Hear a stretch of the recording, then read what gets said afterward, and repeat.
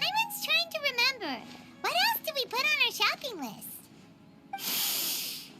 Oh, what a mouth-watering smell. Paimon would know the aroma of biryani anywhere. Let's go get some. We can still add it to the list. Well, if it isn't the Traveler and Paimon. Wasn't expecting to see you here. Hello there. Oh, it's been quite a while.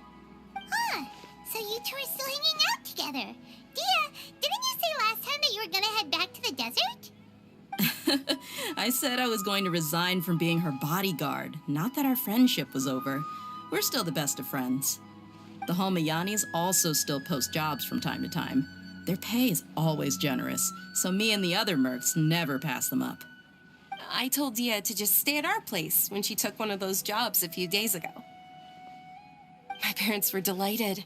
They even said that it always felt like we were missing someone whenever Dehya wasn't around. That sounds like something they would say, all right. They're always so welcoming.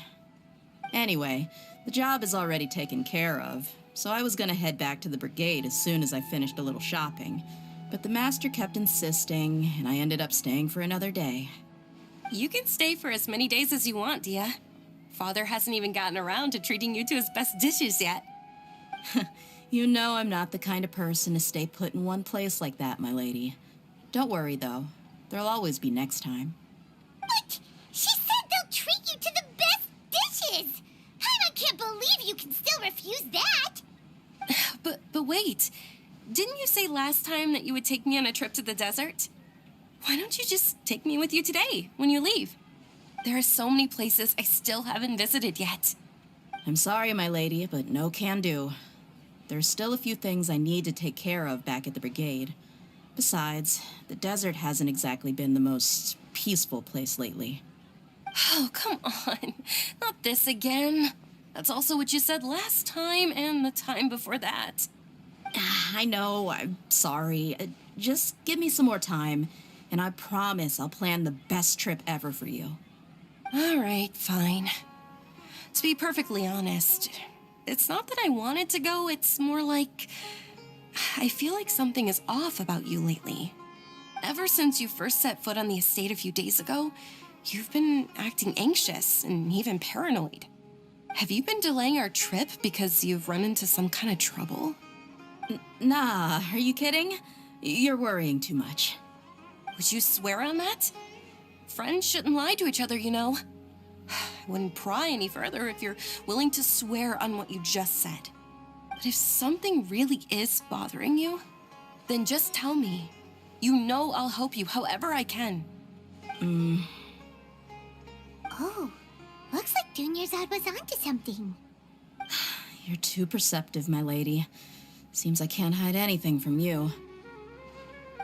I just thought that nothing good could come out of telling you about the messy happenings of mercenaries.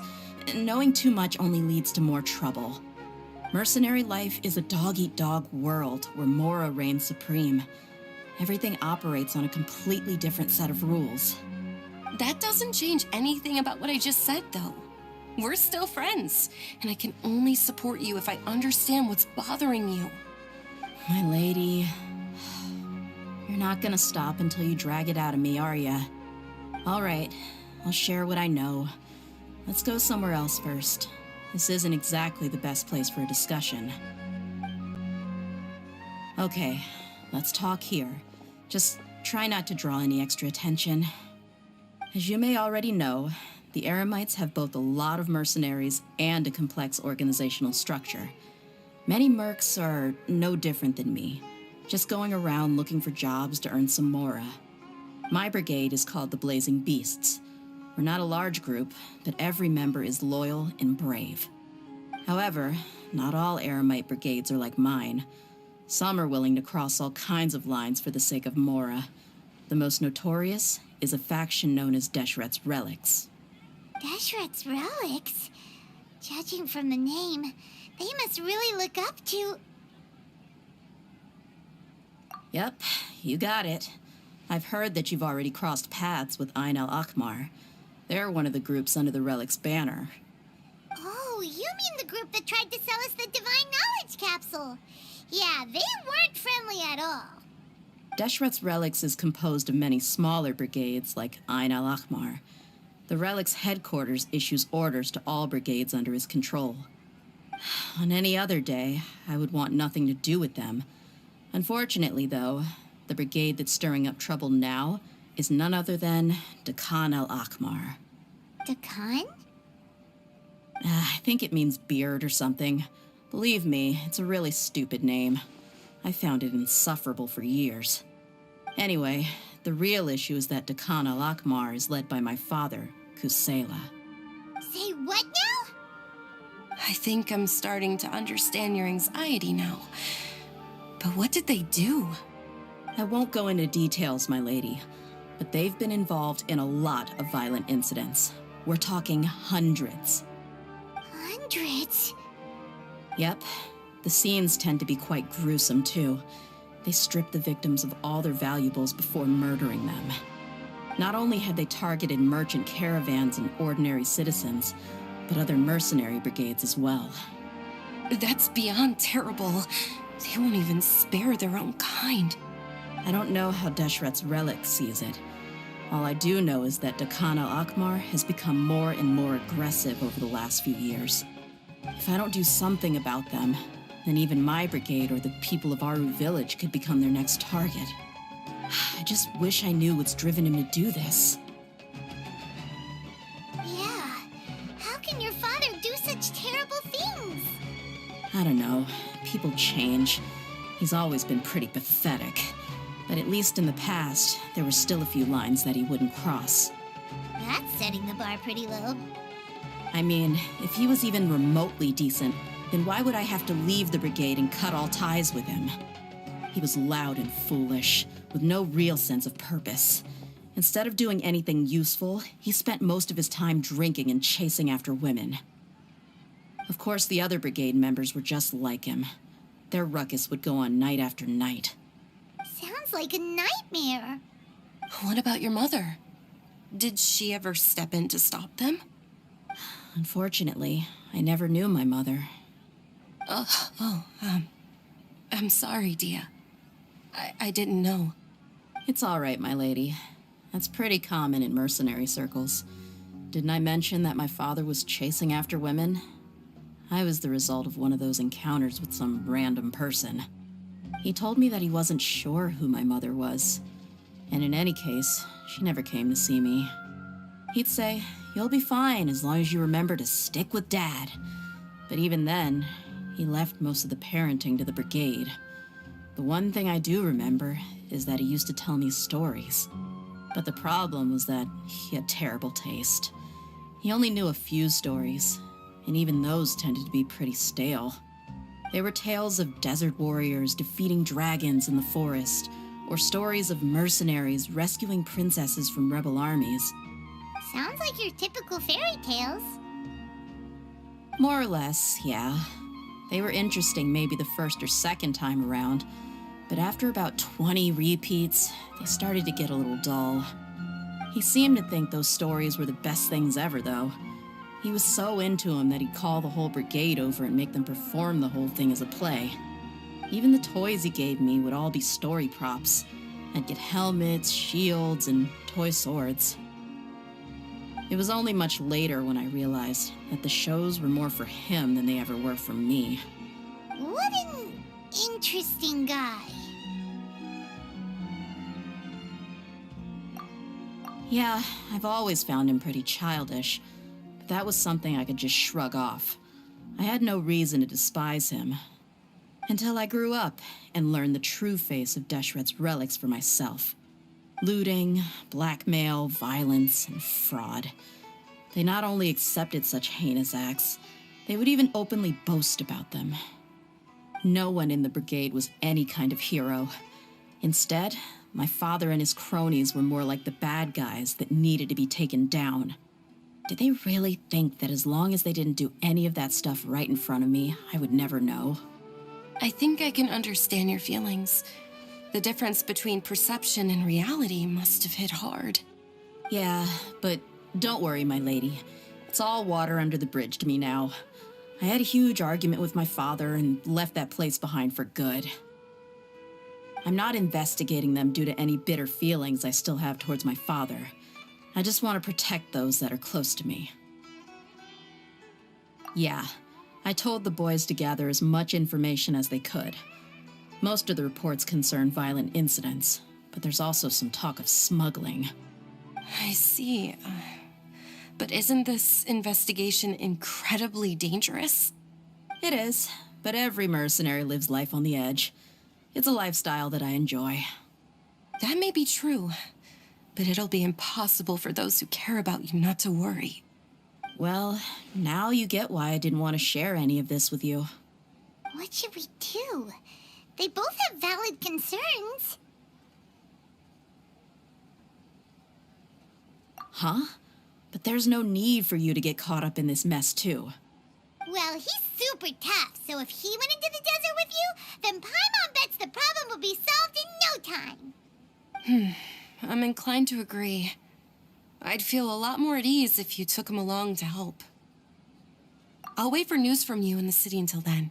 Please, stay safe. I'm honored that you care so much for me, my lady. All right, then let's get moving. Our first stop will be Caravan Rebot, where we can catch up a bit with my fellow mercs.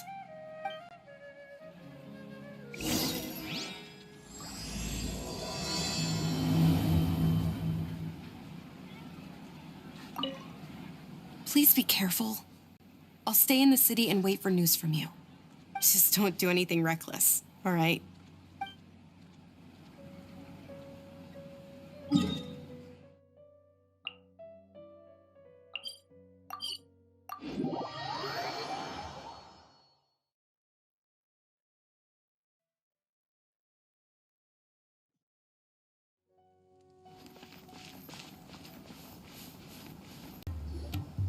Hey, Dehya, you're back.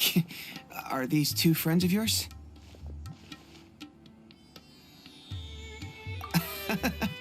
Likewise. There's no need to be so formal with us. We're a pretty casual crew. Anyway, since we've got a newcomer, let me fill you in on what the Khan al-Ahmar's been up to lately. They've become extremely aggressive. Apparently, even their own now have become acceptable targets.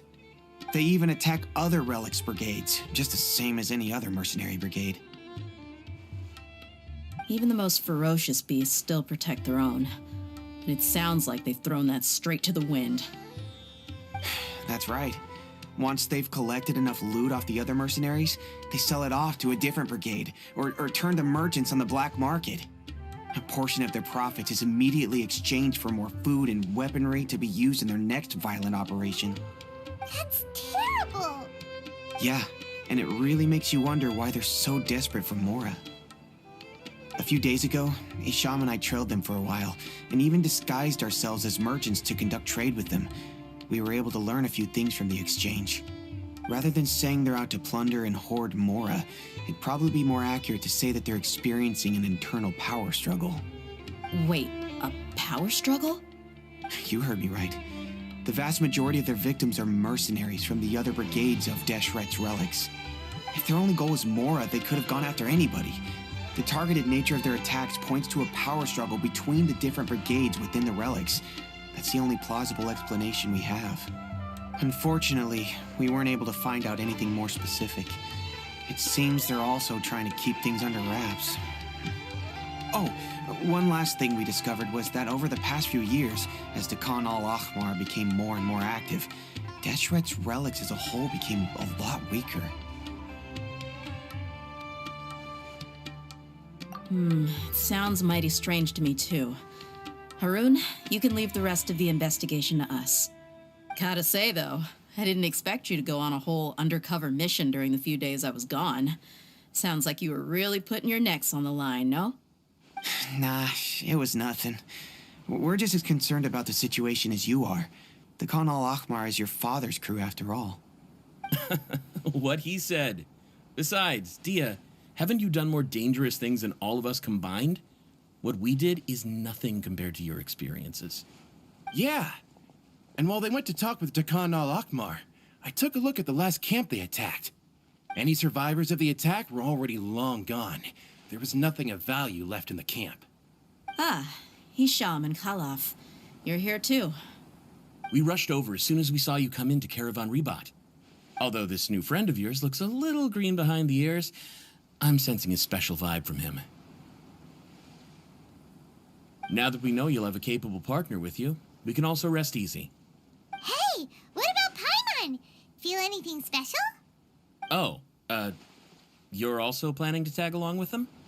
Of course! Paimon is the traveler's most important guide. Wherever he goes, Paimon will follow.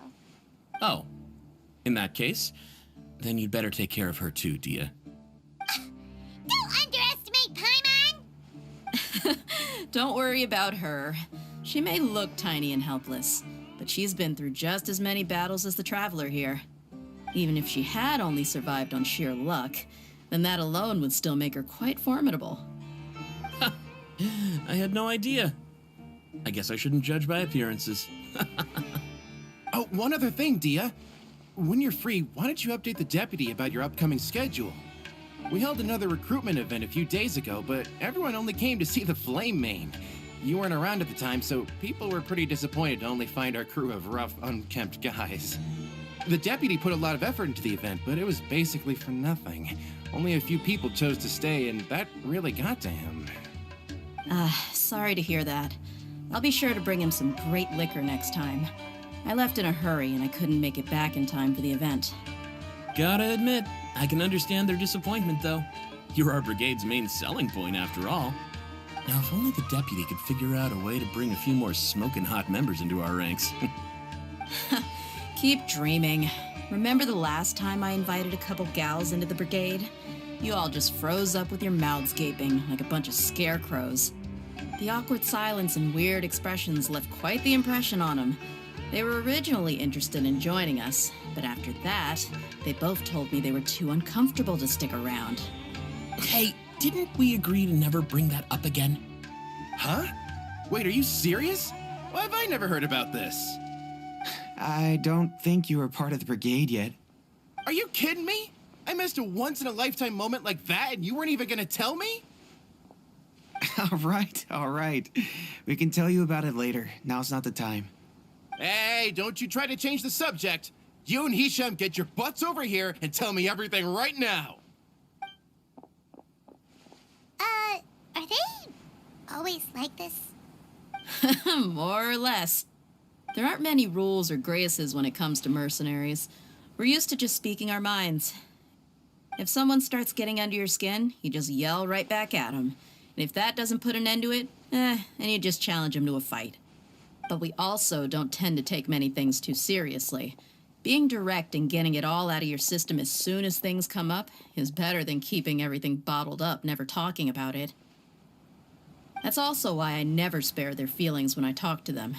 If I want to laugh, I'll laugh. If I'm angry, then I'll unload on them. It's hard to stop once you get used to it. Though, I can never do that when I'm with the Homiyanis. Hey, knuckleheads! Can you at least tell me the rest of the intel before you go back to your bickering? Yeah, you hear her, Holloff? Told you we gotta focus on the investigation first. I drew up a map. Right here is the spot. There you'll find the merchant caravan responsible for getting rid of Dekhan al-Akhmar's looted goods. All you gotta do is wait and ambush them in the evening. They'll have no idea what hit them. Perfect. Thanks for that. Be sure to pass my regards to everyone else in the brigade as well. Will do. You stay safe, Dehya.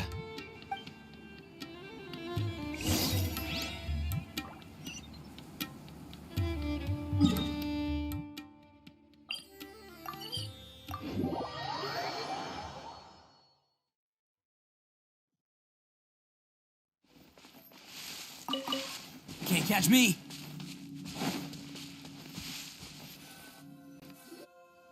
This should be the place. Let's find a spot to hide and bide our time. It's gonna come down to a fight one way or another, so let's all be careful. No need to worry. He knows his way around a fight. I'm not worried about that. What I meant is that we probably shouldn't go too hard on the enemy. After all, We still need to get information out of him.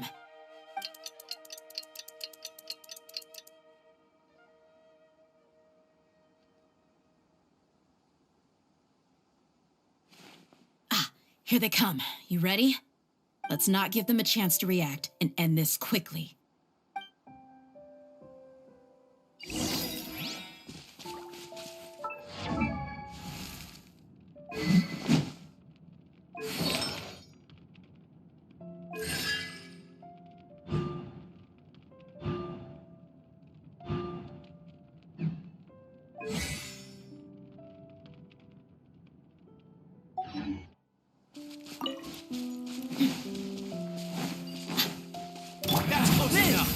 Order Gaiji. Buckle up!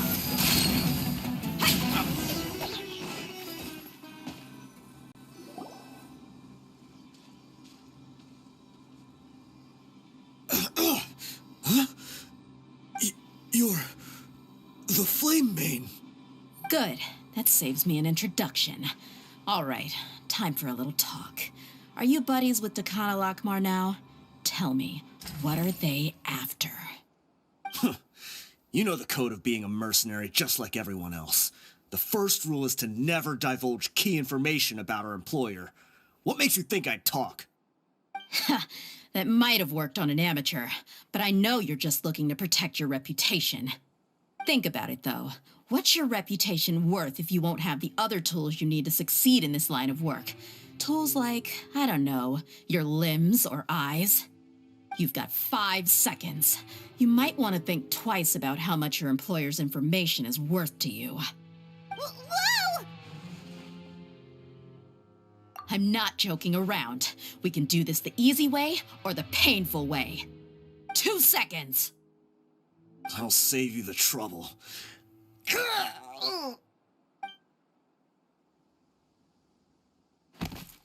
Huh? Are you crazy? He tried to bite off his own tongue. Quick, search the area for any first aid supplies. I definitely didn't expect him to go that far. Thankfully, the wound wasn't too deep, and he just passed out from the pain. But why would he be so extreme? I just wanted to test his mettle. You can get a lot of mercenaries to talk just by threatening them. I didn't expect him to be willing to go through so much pain just to deny us some intel.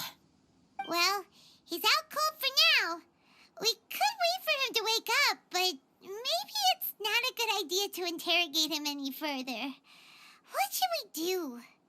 Yeah, don't worry about it. It'll be a waste of time to interrogate him again after that. He might just hurt himself again if we start asking. There are lots of goods around here. Let's search the area. Maybe we'll be able to find something. I'm really sorry.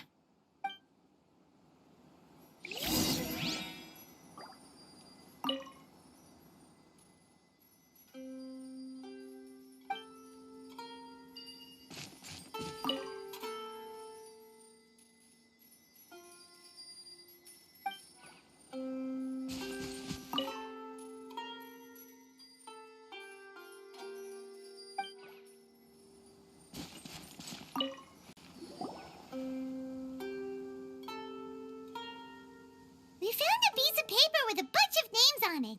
Maybe it's a record of something. Let me take a look. If this really is a merchant caravan, they should have a record of their transactions. Yep. I see an entry for Dakana Lakmar right here. Kusela, Idrisi, Bashar, and Takriti.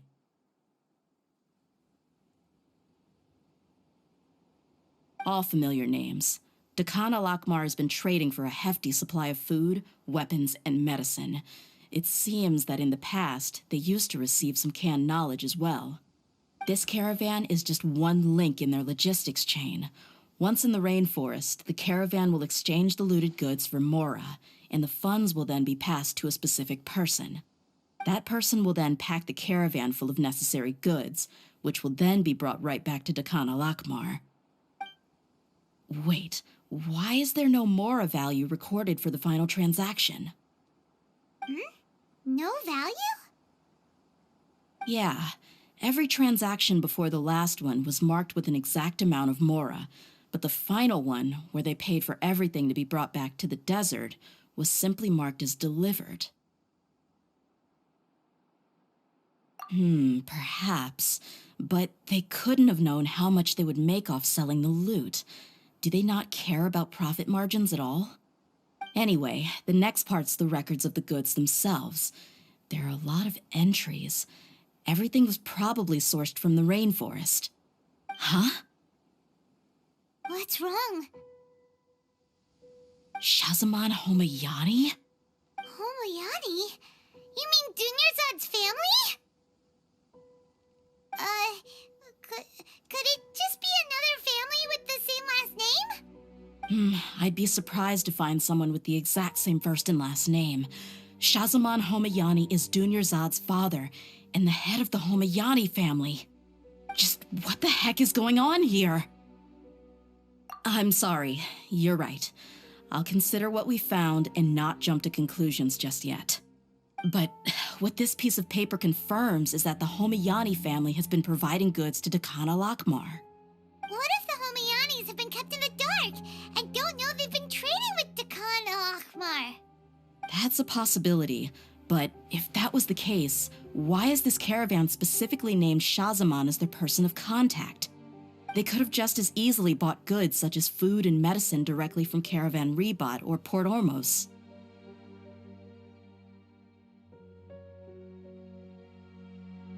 Yeah, funding violence and looting. The brigade gets the goods, and he is paid the proceeds from the sale of the loot. But why would he do something like this? It's not like the Homayanis are in need of money. I honestly have no idea. I've been to their estate many times, and I've never noticed anything suspicious. The only potentially large expenditure I could think of would be the treatment costs for Dunyarzad's Elazar.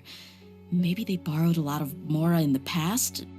But that's still just a speculation. I don't think the master would stoop so low to make mora.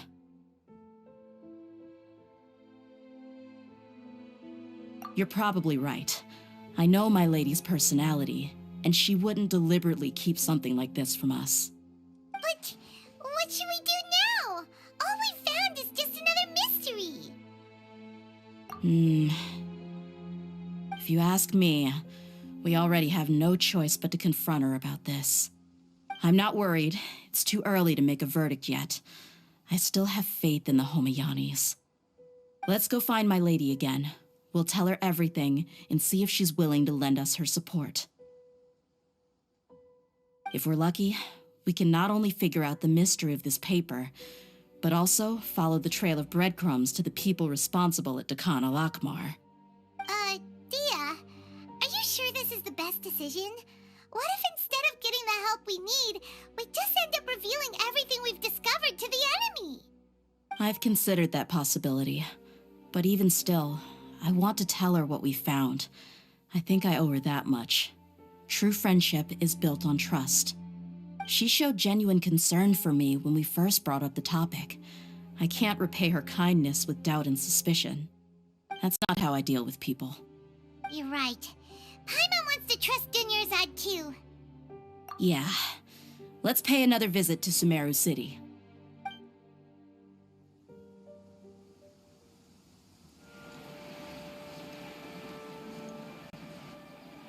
We're back, my lady.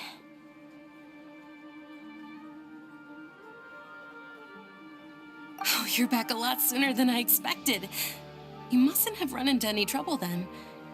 Well, how did it go? What did you come up with? Actually, we are still investigating. It's just that we've discovered something strange.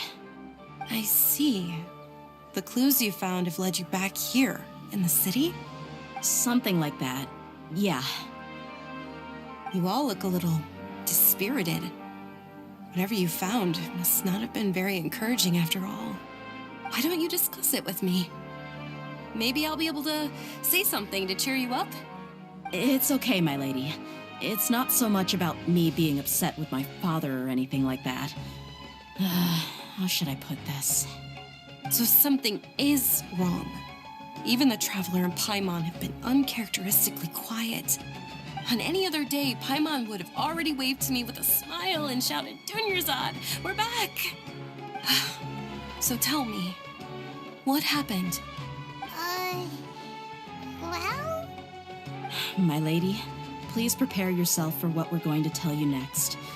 It concerns the Master. The Master?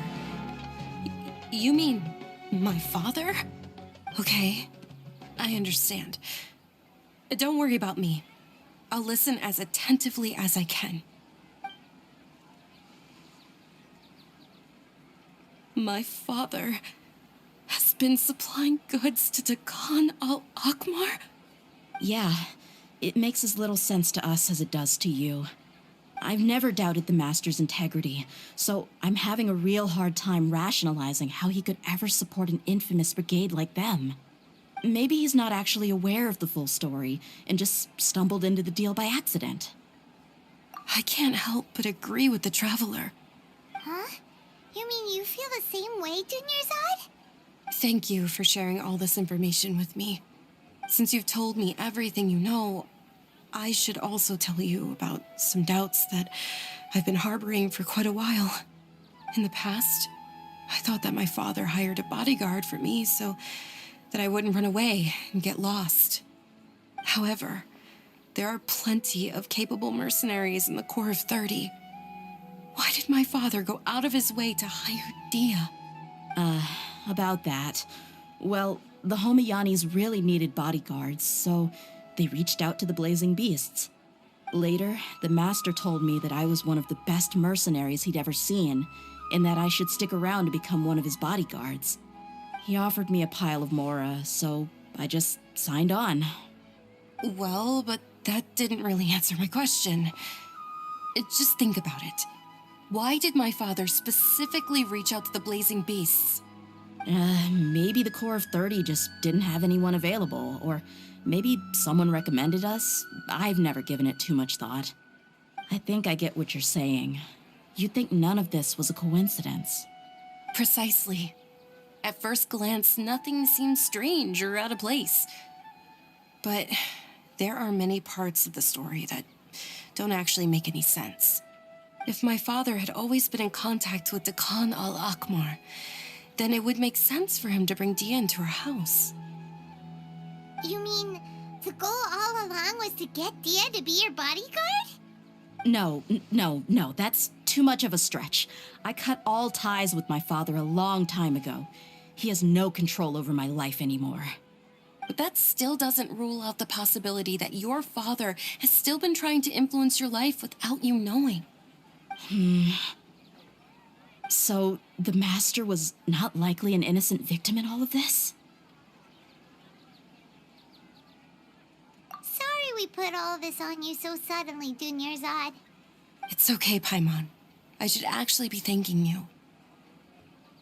Regardless of his reasons, if my father has truly been funding a violent group of mercenaries, then it's my duty to bring him back to reason. But is that really the right thing to do? My father has committed many atrocities and deserves all the punishment that he has coming to him. I have zero sympathy for him. You may call me an ungrateful child, but my feelings will remain the same. However, the Homiyani family has treated me with nothing but generosity and kindness. If we decide to investigate this further, we could end up implicating the entire Homiyani family. I would be biting the hand that's fed me over all these years. Dehya. It's all right, Dehya. If anyone were to ask, you could always just say that I'm the one who instructed you to get to the bottom of this. You don't have to do that, my lady. I'm not conflicted because I'm afraid of taking responsibility. Besides, you're the one we should all be worried about right now. Hey! It's still too early to give up hope! What was that thing about friendship again? Right, yeah, trust! You said that yourself, Dehya! Besides, there's no point on getting all riled up before we've confirmed all the facts! Thank you, everyone. That makes a lot of sense. I guess I should always remember the trust that I've placed in people. In which case, my lady, could you ask the Master to come out and have a chat with us? Sure thing. I also hope he'll be able to give us a logical explanation. Let's meet at the usual place then. Usual place? Oh, right!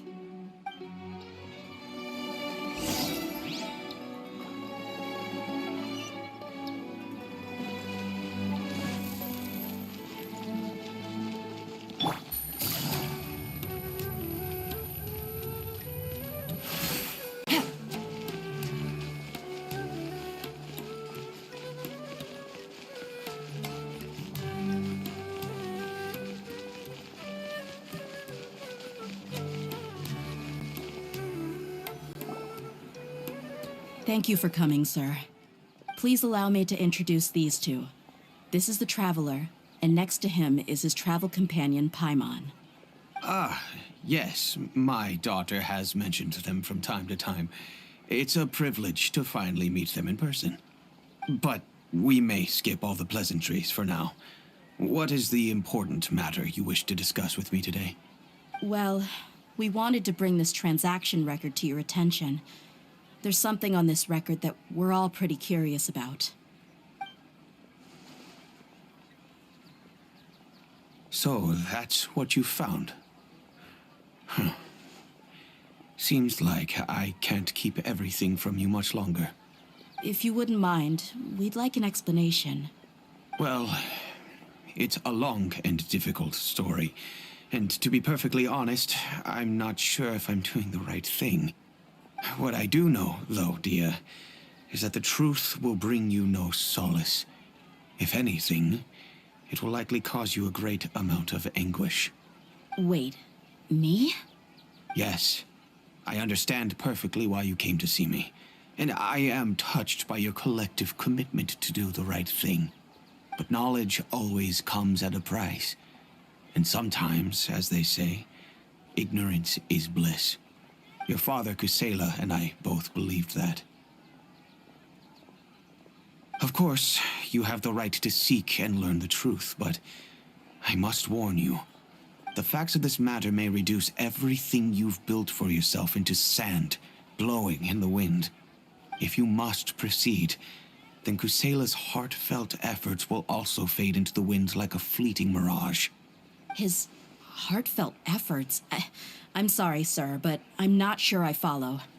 I've made it this far in life without a single drop of my father's support.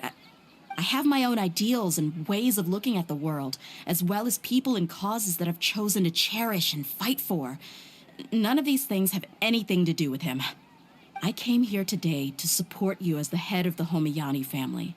No warning will change my stance on that. I understand.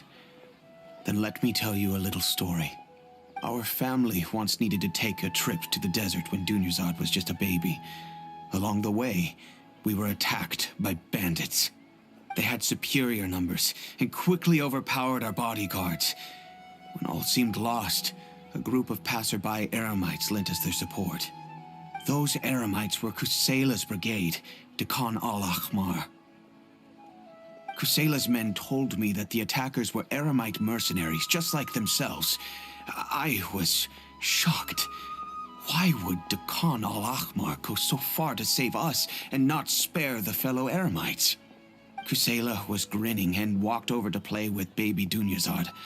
She was startled by his unfamiliar face and nearly started crying. Really? I never knew. He said that he had no particular reason to help us. He just took pity on us because he had a daughter about the same age. We started talking about our children, and I sensed that he was a devoted father. To repay his kindness, I hired his brigade to help out at our estate for a time, and offered everyone generous remuneration. So, that's what happened. It was many years before I saw him again. I almost didn't recognize him the next time he came knocking on my door. The man I knew to be strong and healthy had been reduced to a shell of himself. He couldn't even walk anymore without his cane. So, what happened to him? He was perfectly fine when I left the brigade. I'm not too sure myself. The only thing that didn't change was his cheery disposition. He said there was absolutely nothing to worry about and that he had gotten into a fight. That was all. He then suddenly asked me if Dunyarzad, now that she had grown, would need a bodyguard of her own. At the time, Dunyarzad was going through a particularly severe bout of her Elazar. There was no need for her to have a bodyguard when she could barely leave the house. But he kept coming back to the topic. Come on, it never hurts to be safe. How do you know a bodyguard won't come in handy one day? I was completely lost at first, until he recommended the Blazing Beasts, and in particular, a mercenary named Dehya. So he was the one who recommended Dehya to you. Indeed. He didn't say it out loud, but it was clear that he saw Deshret's relics as an evil group who would eventually corrupt every member in their ranks. He was already beyond redemption, but he hoped that he would be able to detach his daughter from the vicious world of mercenary life. If Dehya could stay in my house and keep working as a bodyguard, then gradually her affinity for the desert would decrease, and she'd be able to leave her previous life behind. And that's why you offered her such generous compensation? Yes, but not just because of that. From the moment that he asked me for that favor, I also began to see Dehya as my own daughter. And that's also why I tried to persuade you to stay when you asked for permission to leave. I was willing to spend however much it took. Kusela saved my daughter and I all those years ago in the desert. I could never refuse him entrusting his daughter to me. He was always like that, acting like he's oh so smart and self-righteous. Kusela said that he'd reimburse me for a portion of Dehya's fees.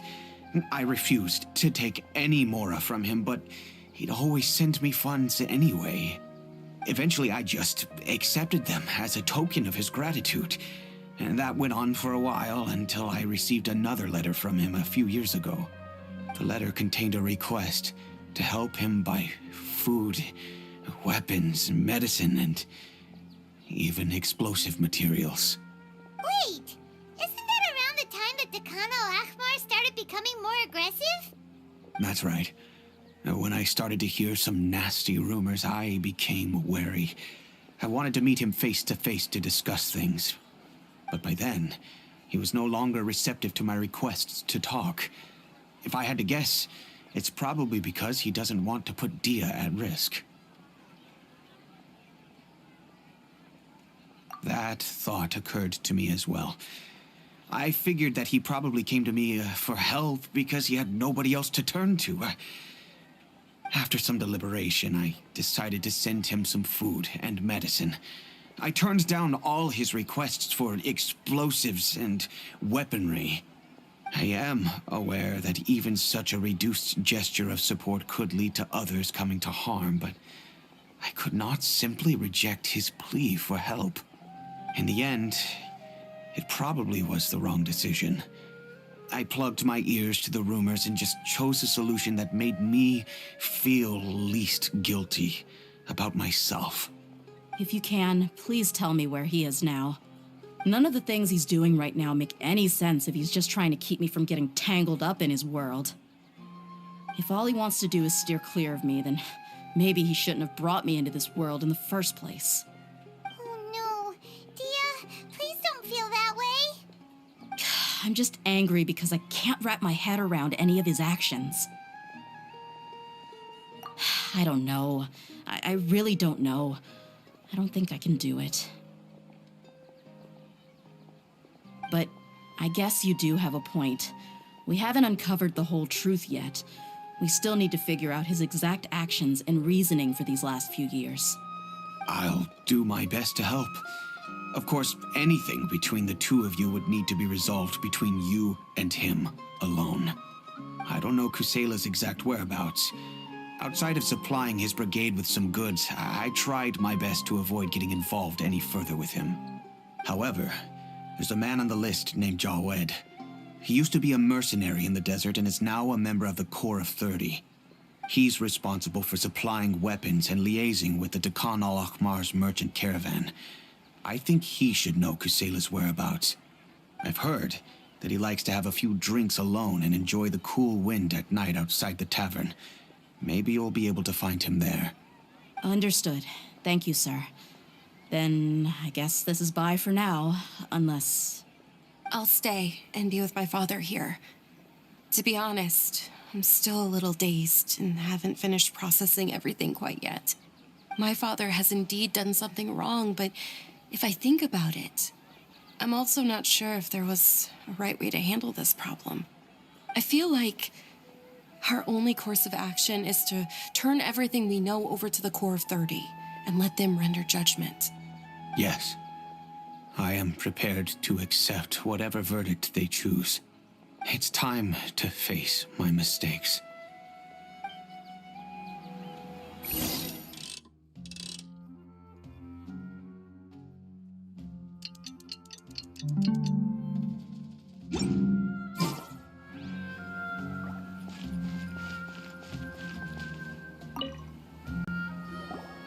Huh?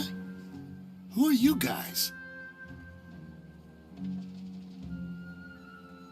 I know what you've been up to.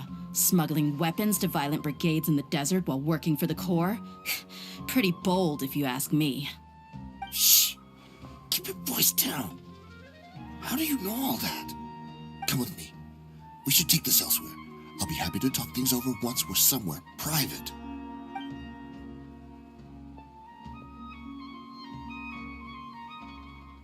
This place should do. All right, back to my question. How did you all know about me? Don't worry about that for now. You know what kind of punishment you'll face once we report you to the Corps, I assume. Wait, there's no need to jump the gun. Let's talk this out. What are your terms?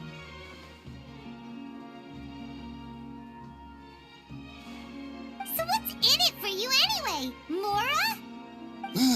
Well, I was a little tight on money at the time, and Kusela took good care of me in the past.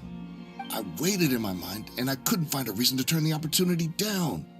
I wouldn't only be helping my benefactor, but I could also make some quick Mora. Let me tell you how it is. We're investigating Dekhan al-Akmar, and we're gonna put an end to their operations.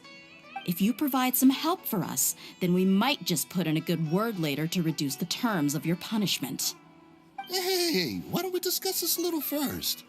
Listen, I made quite a bit of Mora from my last run. You just give me a number, and I'm sure we can...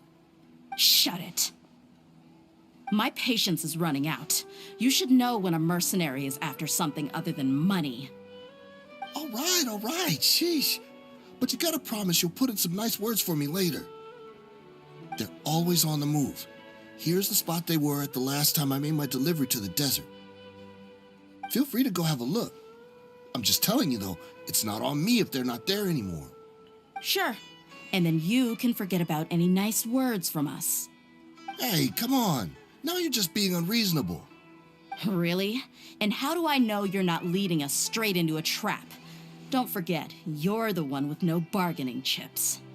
All right, I get it. Why don't you go take a look, and if they're not there anymore, I'll try to figure out something else for y'all. Now that's more like it. Let's move. And as for you, try to stick around the city until we get back. You don't want us to call the folks from the Corps and have them drag you back to the city.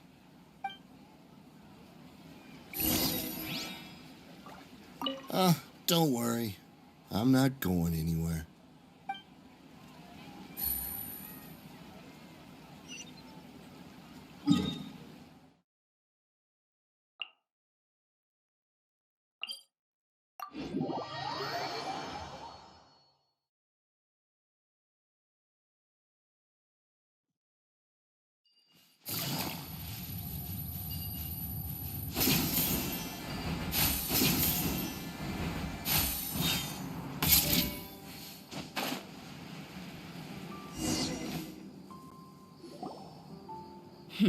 Seems like we're in luck. That should be their camp right up ahead. Let's go. We'll finally get to the bottom of this ourselves. I'm here to see Kusela. Tell him to get out here. Dehya, why are you here? Quietly now. Things are about to get dicey. Let's get it on! Where do you think you're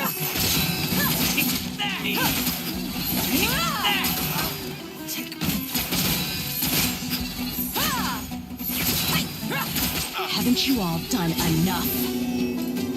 Oh, so are you also here to stop us? Stay out of this. It's got nothing to do with you. Rain cutter. Buckle up!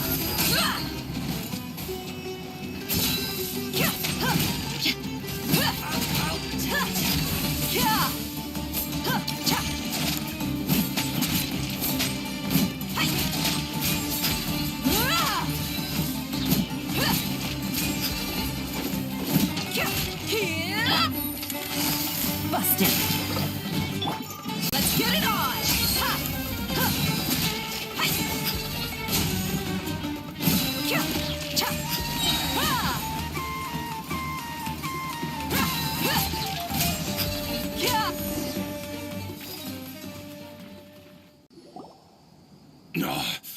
She's so strong. Enough fighting. We all know each other, and I don't want to take things too far. Just bring Kusela to me. There's no use hiding him anymore. Did you understand a single word I just said? Or do I need to bash your skull in some more? All right, everyone, let's all just calm down for a second. Dehya, the boss can't come out and see you anymore. He died a long time ago. What? Seems like you've been out of the loop for a while. Guess that's for the best, though. At least, that's what the old man wanted. When did he die? What happened to him? A few years ago, Kusela broke up Dakan al-Ahmar and went to the Deshret's Relics headquarters by himself. So is that when you guys started acting up? We would prefer to call it taking revenge. Every last person in Deshret's Relics must pay in blood for what they did. Let me start from the beginning. Dehya, do you know how the head of the Relics maintained order internally? Overwhelming strength and unquestionable authority? Those were a part of it, yes. But just those on their own weren't enough. They had another tool at their disposal. They called it a person's record. Regardless of whether they joined by their own will or were coerced, every person in Deshret's Relics were forced to leave a record of themselves at headquarters. Whether it be their deepest sin, some unforgivable act, or their most immoral exploit, the record served both as a symbol of loyalty and the perfect material for blackmail. That's precisely it. Every one of us have a record. Me, Bashar, Tikriti, and all the boys who grew up with Dehya and ended up joining our ranks. But you, Dehya, you were never asked to provide a record, were you? I never even knew this was a requirement. You were probably the only person in all of Deshret's Relics who didn't know about it. Ever since you were born, Boss had been trying to shield you from this organization's sinister rules. Not only that, but he also banned all of us from committing any nefarious acts. He said he'd take care of the dues we had to pay regularly to headquarters. But in the end, he was just an ordinary person. What could he do? He was forced to go to headquarters again and again to account for missed dues and incomplete records. He'd come up with all kinds of excuses and get beaten up as a result. We all knew he was doing that for you. He wanted to get you out of this world, no matter what it took. And that's why he became a shell of himself and couldn't walk without a cane. Wait, but that doesn't make any sense. I didn't know about any of this, and I'd never seen him get injured or beaten. Because you were too young at the time. How would you ever tell between wounds from a beating and wounds from battle? When you left home after that final argument with him, he seemed to age by a decade overnight. Even his hair went gray. So, even the blazing beasts were... Yep. It was all his doing. Had he not arranged them to come to you, you probably would have been reduced to a pulp before you ever left the desert. A few years ago, Boss said he needed to make another trip to headquarters. He was already pretty weak then, and we all assumed he was going to get beaten again. I suggested that he hand the role of leadership over to me, but he said there was no longer any need, since the Khan al-Ahmar would soon be no more. His words made no sense to me, but that night, we heard that a massive fire tore through headquarters and razed everyone's records to ash. Everyone gained their freedom that night. Many members fled, not just from our ranks, but from the other brigades as well. But how could we leave with a clear conscience? All of us who knew exactly what had happened. The boss can't have just died for nothing. Those heartless jerks at headquarters took him from us. From that point on, the sole purpose of the Khan al-Ahmar became revenge. The big fire that boss started was quite a blow to headquarters' strength. It's given us the opportunity to launch our attack. Even though we're outnumbered, we vowed to see our revenge through to the very end. There were people from headquarters who changed their names and went into hiding. Some fled to other brigades, and others escaped to the rainforest. But we won't let any of them escape our wrath. They'll all pay for what they've done. We've suffered plenty of losses as well. To keep going, we need an enormous amount of supplies, from food and medicine to weaponry and explosives. All we can do is exchange our loot from Mora, and then use that to get supplies. We forged Boss's handwriting and sent out many letters to his former friends. Thankfully, many people were willing to come to our aid. We were also able to attract many mercenaries who shared our goal. We've endured unspeakable pain to win many impossible battles. Deshret's relics have become weaker and weaker, and now we finally have an opportunity to directly strike their headquarters. Paimon doesn't know what to say anymore. We do know right from wrong, but we were sinners from the very beginning. We do not deserve the freedom that the boss won for us with his life. Boss always loved his old-fashioned hero stories. Those tales about sacrificing yourself to save the world. We used to always laugh at him for it. But in the end, he really went and lived those stories out himself. As for me, I never considered myself a hero. We're all the lowest of the low. We have no right to even imagine such an existence. But maybe those hero stories he liked foreshadowed everything that was to come. The spirit of the hero touched all those he had saved, and more people joined his cause. Maybe we were all just acting along with the play in the beginning. But as we acted the parts and recited the lines, we were drawn in. And now, we want to see the story through to the end. I'm sorry, Dehya. I know you always found us insufferable ever since you were young. Just think of this as a madman ranting. I'll go with you. Huh? Dehya? You want to go with them? I grew up with these guys, and I know they're not bad people. It's just that some situations get so bad that it's difficult to tell good from evil. All I know is that Deshret's relics must be destroyed. Furthermore, I want to go see the place for myself. I want to know if my father is still there. I know you don't want to get involved in this, so there's no need for you to tag along. I can do this on my own. Yeah. Paimon feels like we'd only regret it if we don't see this through to the end. Thank you. We'll be a lot stronger together with you. I bet Boss would lose his mind if he ever knew you'd join us at the very last moment like this. Considering all the losses and injuries we sustained, we can't afford to turn down someone as powerful as you. He can think whatever he wants. But the fact is, I owe him this much.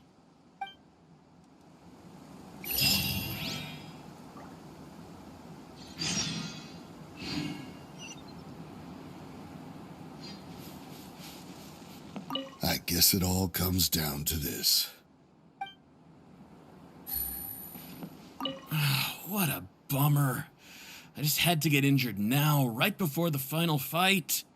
Be sure to punch one of them for me, huh?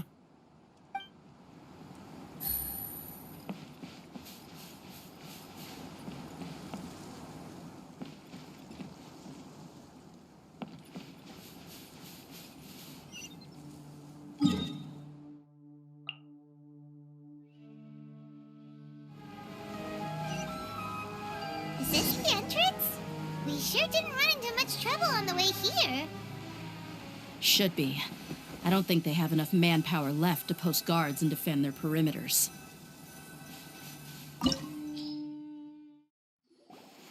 Wow. Paimon didn't expect it to look like this on the inside. They should all be holed up in here. Don't know how many people they've got left, though. Who cares? We'll round up all of them. Still, we should be careful. Even if they've only got one shot left, it could still take us out.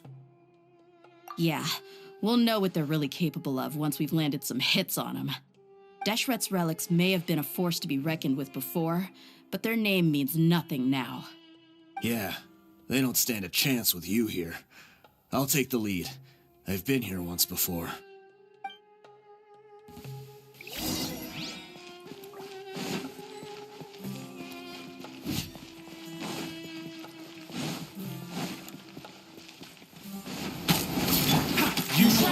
I hear everything!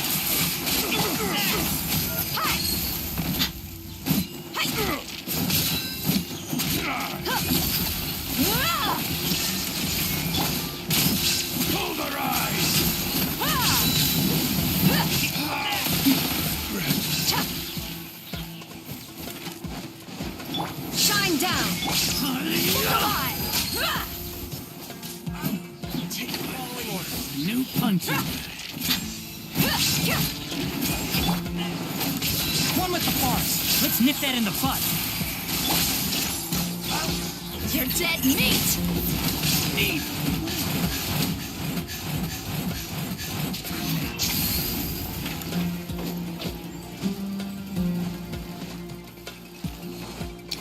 Let's get it on! Take that! I'll take my Can't see? There is no escape!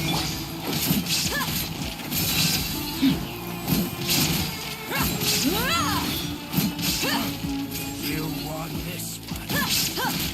One with the force. I hear everything. You want this one.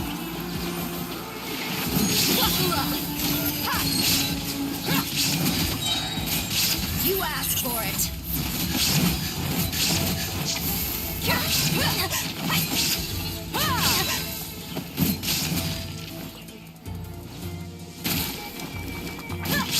I'll be back. This way, follow me. We're almost there. Wait!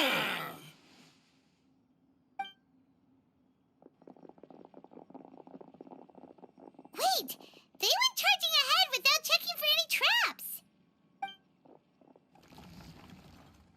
Hey, you guys okay? It seems like we just got trapped in here. Don't think we triggered anything else. Watch out, the enemy's coming from ahead.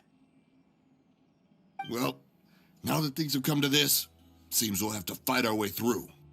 Don't worry about us. We knew something like this could happen. Go and take a look around. There could still be another way through. Let's go! We can't let the boss down! Let's check if there's another way! The sooner we can make it through to help them, the better. Let's see. I think I see a way through over there, but it's being blocked by something. Let's try our luck with that mechanism. Okay, let's go!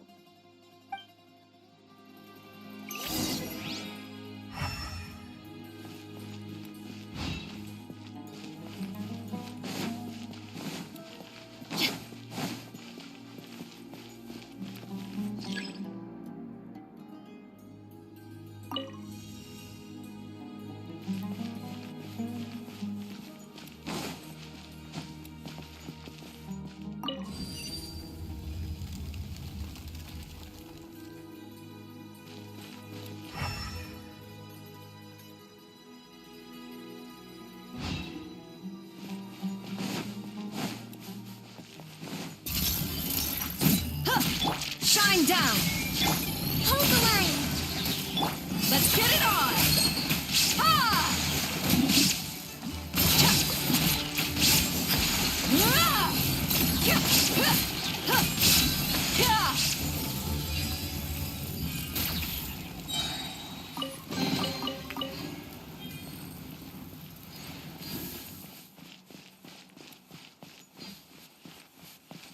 Another mechanism like the one before, but this one's being blocked off in the middle.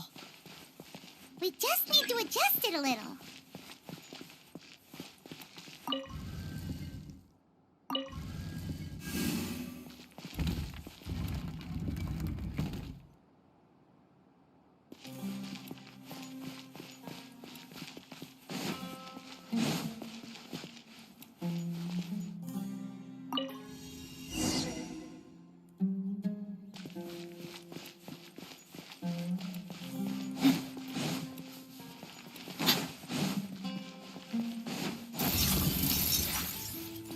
Enshroud! There is no escape!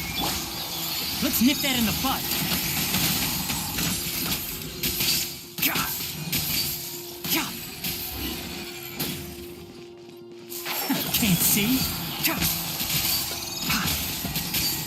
Gah! Illusion shattered!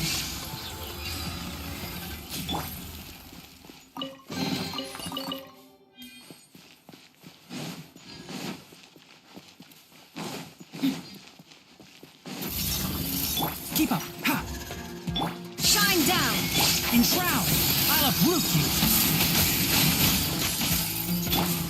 Allow me. You're dead meat!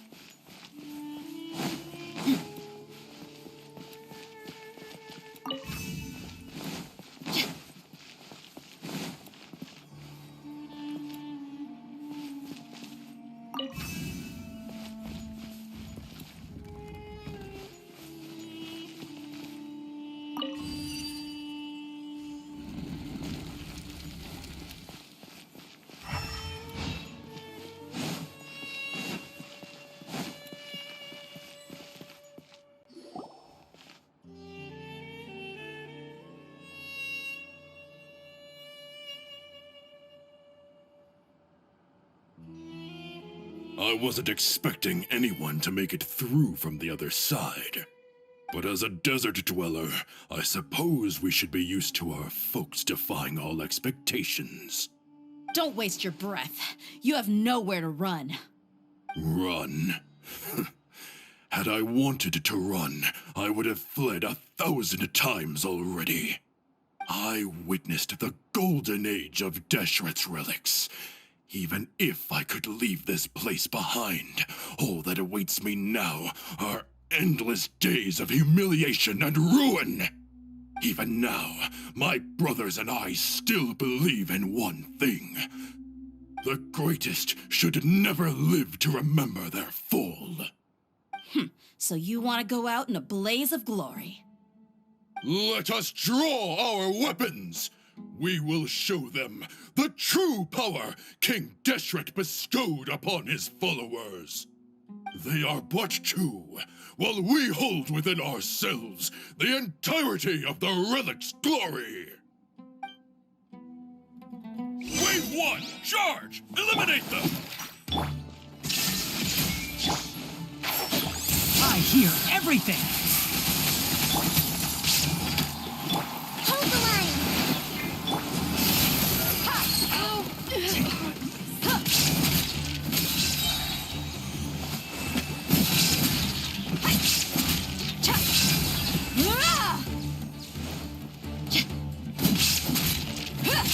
You asked for it! than usual.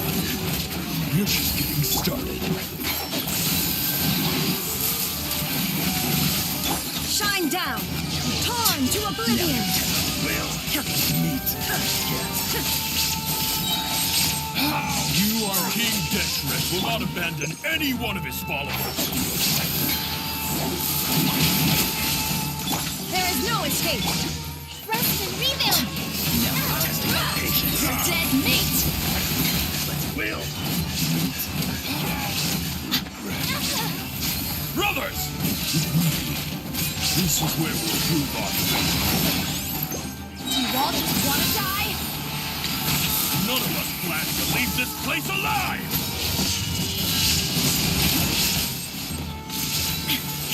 Lord of Sand, your sacrifice is ready. Ha! Gloves off!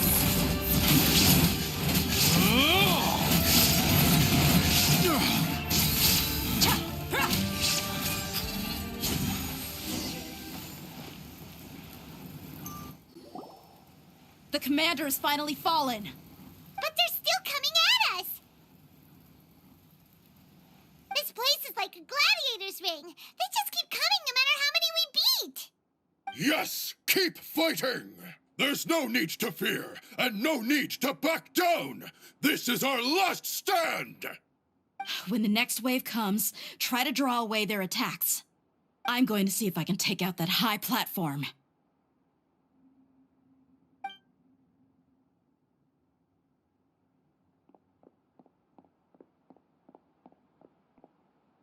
Get out of my way! Come and face me, Michel! So they've broken through the front as well. Apologies, Lord Michal. They fight like absolute madmen. No matter how much we throw at them, they just keep coming for more.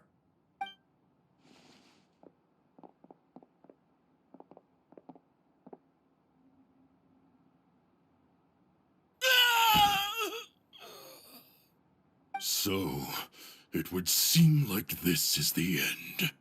Time to pay for everything you've done, Michel. You think I would give you that opportunity?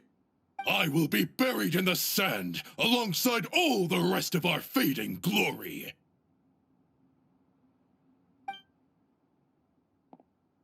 Hey, wait!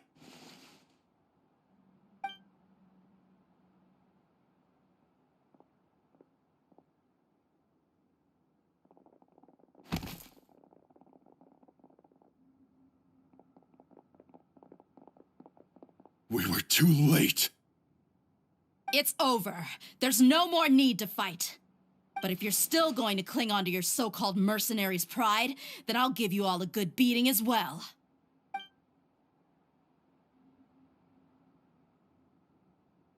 Hey, Dehya!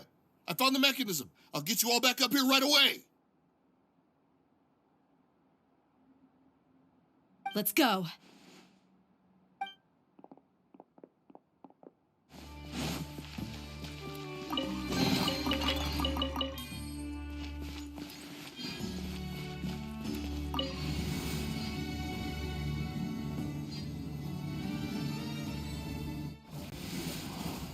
Who are you filthy rats? And why are you always pestering us? You call yourself a member of the infamous Deshret's relics, and you still can't even tell who's made it all the way to your headquarters? Who knows what intent a bunch of rats may have? We try to catch a couple, and you all just show up on the other side instead. How are we supposed to figure out what you're after? Hey, have you ever heard of a man by the name of Kusela? Why would I know? It's not like I'm in charge or anything. This is your last chance to talk. Hey, I said I don't know anything. I'm just an average member here. I'm telling the truth. If you're here to find someone, why don't you look through the records yourselves? Who can remember every name and face with so many people coming in and out every day? The irony. His life became a light for so many, yet to others, it wasn't even worth remembering. Where's the records room? Answer me! It's right over there. All the files are in there. You can go through them as much as you want. It's not like any of them still matter anyway. I mean the old records room. The old records room? You mean the one that got burned down? Kusela. Ah, yeah, I remember him now. The guy who could hardly walk. Watch your mouth. That's our boss you're talking about. He was definitely faking it. We all let our guard down as soon as we saw him come hobbling in. But in the short time it supposedly took him to take a dump, he'd already gotten away and started a fire in the records room. He couldn't have possibly outrun us if he wasn't a fraud. And after that, Deshret's relics fell into complete disarray. Stop wasting our time. Every one of us here is perfectly aware of what he had done. Tell me, where is the old records room? It's just over there. Go see it for yourself if it means that much to you. There's nothing left in there but ashes. No human could ever survive that kind of inferno. Bashar, Tikriti, let's go. We'll leave the others here to guard these guys. Spare them no mercy if they try anything.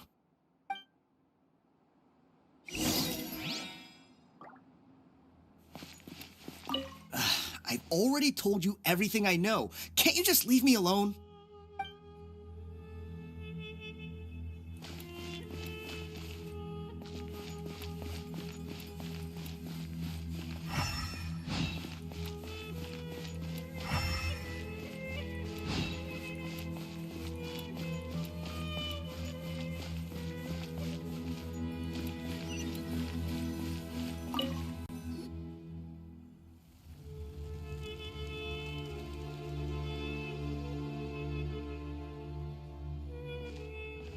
So, this was his final destination. How did he do it? Getting past all the guards with a limp and sneaking in here to start a fire? If he was nimble enough to do that, then he must have been able to get out of here after starting the fire, right? Dehya. I'm sorry. I know it's just wishful thinking. Let's look around. Maybe we can find something that's been left behind.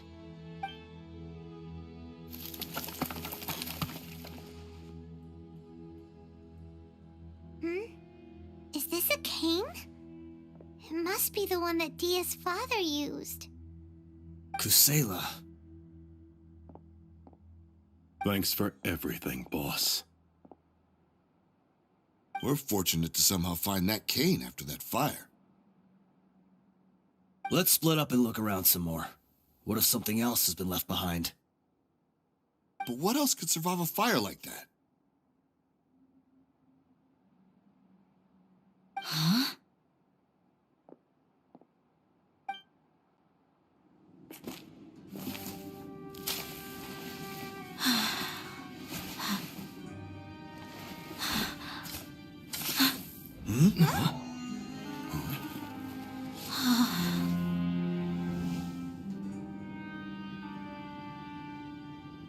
Thought so. Wait! Isn't that the toy sword you played with as a child?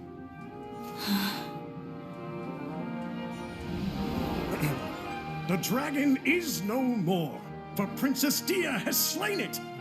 Its head now hangs above the city gates. Her bravery has brought eternal peace and prosperity to us all. Dehya, come on. This is the most important line. You can do it. But Dehya, you defeated the dragon. Everyone's waiting for your speech. Still too shy, huh? All right, I'll do it. I hereby proclaim our victory. Evil shall plague us no more.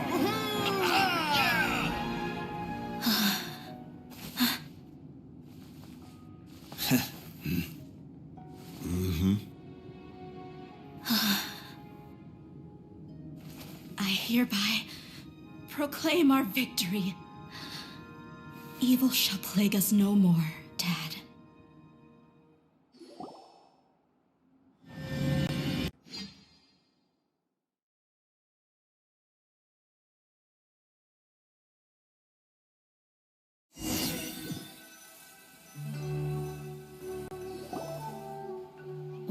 What's this?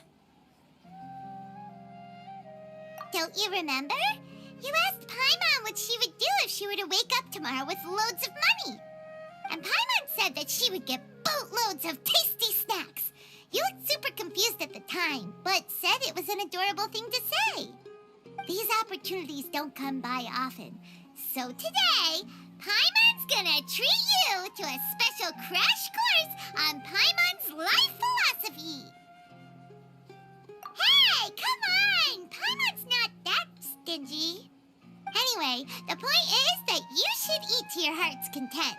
You'll feel better for sure once you've gotten something in your tummy. Dunyarzad will also be here shortly. She's already heard that we're back. Aw, thanks, you two. Honestly, this is very unlike me. I just had a lot on my mind on our way back, so I didn't know what to say. My chest was filled with all kinds of intense emotions. They just shook me even more than all the feelings we've shared during our previous adventures. But when everything came to an end, those emotions also vanished without a trace, and I was left feeling more empty than ever before. It was as if I'd lost the thing that was most important to me. Yeah, you're right. To many mercenaries, Mora is the most important thing in the world. But perhaps to us, it's the most worthless thing of all. Idrisi and the others all used to say that they would quit if there was no Mora to be had. But when it came to avenging my father, there was no Mora to be made anywhere. My reality shattered when I found out that the father who always told me hero stories was in fact a bad guy. But look at me now. Am I any different? Despite all my promises about never forgiving him and never trying to understand him, I still went to such lengths to find out the truth and nearly even shed tears for his sake. We're hypocrites, all of us. Yeah, you're right. It's just a pity that we often only recognize our true feelings after it's already too late. You're back! Are all of you all right? Ah, there she is. Yeah. Many people from the Corps of 30 came over, and I just wrapped up everything with my dad. All I can do now is wait for their verdict. Huh? Dehya, you're looking quite down again. Paimon will explain. A lot happened while we were gone.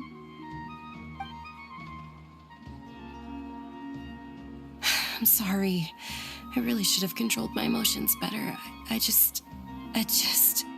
It's all right, my lady. You were hurt by all of this as well.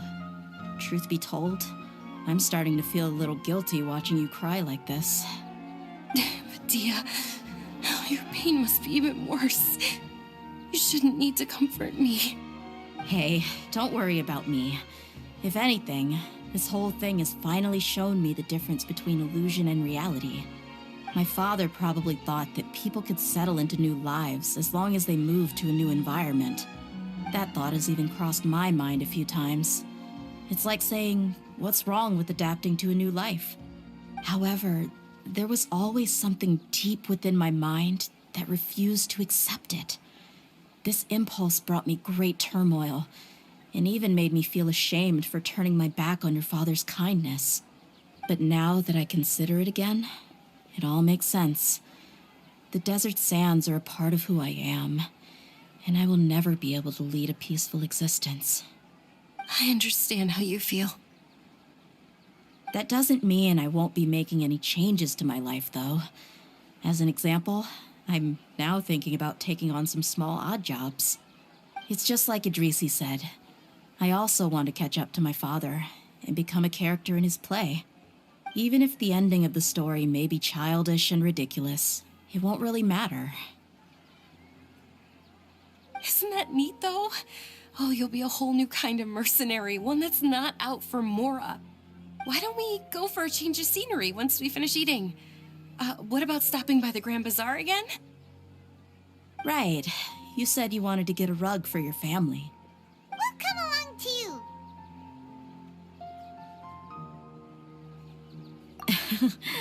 I can't thank you enough for taking care of me this entire time.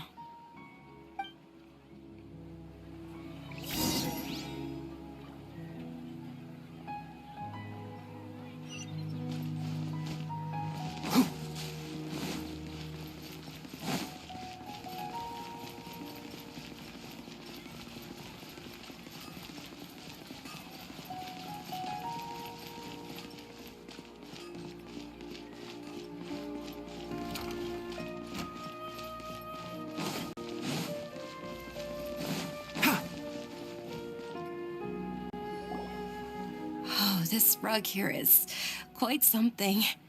The craftsmanship is exquisite, and the fabric is also of high quality. Ah, here you are. Finally, I found you. Hey! Aren't you that mercenary who bit his tongue? You can still talk? Wait, are you here to take revenge on us? What are you talking about? Do I look like I can take you all in a fight? I just came here to give you something. I'll be on my way to give myself up to the Corps after this. Once I woke up, I hurried to the Khan al-Ahmar's camp, hoping to alert them to your presence. But when I got there, I found no one except the members who were still too injured to move. Ah, so you probably got there after us. Yeah, they told me that they had exacted their revenge, and everyone had turned themselves in to the authorities. Even that last camp was not going to last for much longer. I had joined the cause to repay an old favor from Kusela. Now that everyone's already turned themselves in, I might as well do the same. One of the injured members gave this box to me, and told me that it contained some of the old man's last possessions. Everything left in the camp will get confiscated, so I figured I should get this to you before the Corps could get their hands on it. Thank you. No worries. We are all just living our own truths. There's no need to comment or judge anyone for it. So this box contains everything that Dia's father left behind. Huh. It feels lighter than expected. Well, back in the day, the first thing he did with any Mora was spend it on things like drinks and meat. But let's see what's inside. What's this? It's just a bunch of junk. It kind of stinks. Perhaps it's just been left unopened for too long. A handwritten copy of a storybook. The paper's already yellowed, and it looks like it's about to fall apart. It was against the Academia's rules to possess books for personal use. If he was going to break that rule, he could have at least copied something useful. That probably means this was really important to him. And here are a few bags of children's snacks. The packaging's completely deteriorated. Maybe that's where the smell was coming from. Did he get those for you? Yeah, but here's the thing, though. Even when I was a child, I was never a fan of these kinds of snacks. He'd always say that he got them for me, but in the end, he always ate more than I ever did. Who even leaves snacks in a box like this anyway? Isn't that just common sense? Forget it. Let me see what else is in here. A razor, some buttons, some round iron tiles, a wooden toy puppet, a wool scarf, which, from the looks of it, probably belonged to a woman, and a hair clip? Why are these things here? I'm suddenly feeling a little scared. I'm sorry, my lady, but this is just the kind of man he was. He probably saw this box as some kind of personal trash heap and dumped any and everything in there. 2 empty liquor bottles. Tell me, you guys, are these the kinds of things that a normal person would leave behind? Huh? There's something in the bottle! Oh, you're right. All right, I got it out. It seems to be a piece of paper with some writing on it. The bottom part's all damaged from moisture, though. Let's hope the writing didn't smudge. I was suddenly seized with an urge to write a letter after finishing this bottle. I just folded it up and left it in the bottle, though. If I end up forgetting about it, it won't really matter. To Dehya. It's a letter from me? It's all right. I'll just read it out. If he went to the trouble of writing a letter, there must have been some important things that he wanted to say. Or at least record down. My condition's becoming worse and worse. Can't even walk without a cane anymore, much less go out and have fun. Guess I don't have many days left. If you're reading this letter, then I suppose I'm already long gone. You were adorable as a baby. Everyone loved you. And regardless of whether you were crying or laughing, everyone enjoyed having you in the group. But once you grew a bit older, you were no longer nearly as happy or cute. It's probably Idrisi's fault. He was never up to any good. Can you believe this guy? He can point the finger at himself. Anyway, back to the point. To summarize, I'm writing this so you would know not to feel sad for me, even if you end up finding out the truth. The reason being that I was never your father to begin with. Wait, what? Surely, he must be joking, right? I don't know. I was quite formidable when I was young, and 100 times cooler than some so-called flame main. Really felt like the whole world was under my feet. With just a teeny tiny bit of effort, I felt I could rule over the entire desert. But as fate would have it, I went out into the desert for a drink one day and discovered a baby in the sands. It was you. You were just lying there, small and helpless. You were so tiny that if the wind blew for just a little while longer, you would have been buried forever. But your cries were so loud they made my head hurt. Now that I think of it, you really were a bundle of energy. Sounds like he's serious. I told Idrisi and the others that I had slipped up with a woman while out and about. None of them even doubted me. I'm sorry that I had to lie to them for so long, but I really had no other choice. I was their most esteemed leader, after all. It's not like I could just tell them that I suddenly wanted to play at being a father. At this rate, I'll puke up all the liquor I just drank from this bottle. Anyway, Dehya, you possess the kind of freedom and kindness that we could only dream of. As far as how you should live your life, that'll be up to you to decide. That's the end of the letter. In the end, he was still thinking of me as a little child. I suppose, or I would have suffocated under the sand a long time ago. He was a good father to you. The fact that he wasn't a blood relative doesn't change that. Yeah, it's just a pity that we had to learn the truth of everything like this. Do you already have some ideas about the decision that he wanted you to make? I do. If he first found me alone in the sands, then I want to try my hand at finding the person who abandoned me. I just have one wish, to tell them a story. That there once existed a childish and foolish jerk with a heart of gold. And that only under his care was I able to grow and mature into the person I am today. If you end up finding any leads, can you share them with us? We go on adventures all the time. Maybe we'll be able to find some information for you.